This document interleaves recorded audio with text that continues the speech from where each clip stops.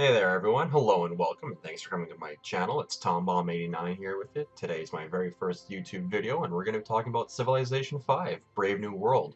It's going to be a start of a series. We're going to talk about the how-tos of Civilization 5. So today's topic is how to place cities. Pretty straightforward. So this is good for your first city, it's good for your last city, it's good for almost every city. What you want to consider, doesn't matter what level you play, whether it's AI, online with friends, or competitively, these are all great tips that will help you succeed. So the very first thing you want to make sure you do is not just settle where the game spawns you. More often than not, it's going to give you a hex that's not the best. So remember that we get 2 food and 1 production when we settle that city. If there's extra production in the hex in which you settle the city, say for example the one that I'm on right now where it has 2 production, I will get 2 production. If I were to settle say on this silk, I would get the 2 food, 1 production, plus 2 gold. So different advantages.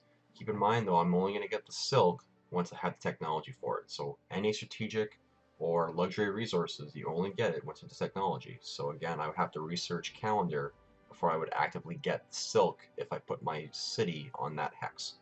So there's 4 other factors that I always look at for when I'm looking to settle a city.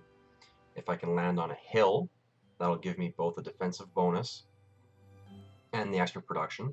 If I go next to a river, it unlocks a couple more buildings, like the hydro dam late game, the watermill early, which is fantastic. You also want to be within 2 hexes of a mountain.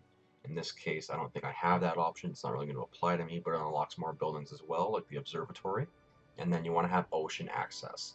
So right now, I have, let's see, on this hex right here actually is pretty good.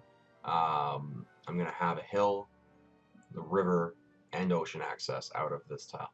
Maybe not ocean access, it's a little tight, but I like the spot. I think so, yeah. We're bridging just on this grid here, so that always makes sure that you have that. So if I were to settle here, I'm going to get 15 defense bonus for the city instead of 10 to start, the extra production, and the open to river buildings. So that's a pretty good spot. What we're actually going to do is the first thing you want to do is take the warrior and you want to walk it in any direction that you feel would be better. So in this case, there's not a whole lot of choices that are within range of my settler. Let's just throw it this way. Yeah, so it just confirmed what I already figured. So this would actually be, ironically, our best spawnings, or best city spawning spot. So we're going to go ahead and do that. So there it is, again, 15 defense. And if you open up the city menu, production is already at 6. 3 from terrain and 3 from buildings. So it's already higher than if I would just go on, say, on this one right here, or even on the silk.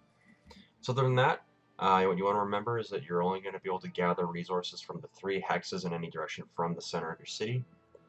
So if we open up hex mode, it's much easier to see it. We're going to get as far as this mountain, and we're going in a 3x3 pattern all the way around. That's what you're going to get. So this deer is already too far. So keep this in mind. It also makes it very easy for you to plan out your later game settlements when you expand. So that's it. If you have any questions or comments, please leave them below. Other than that, thanks for watching.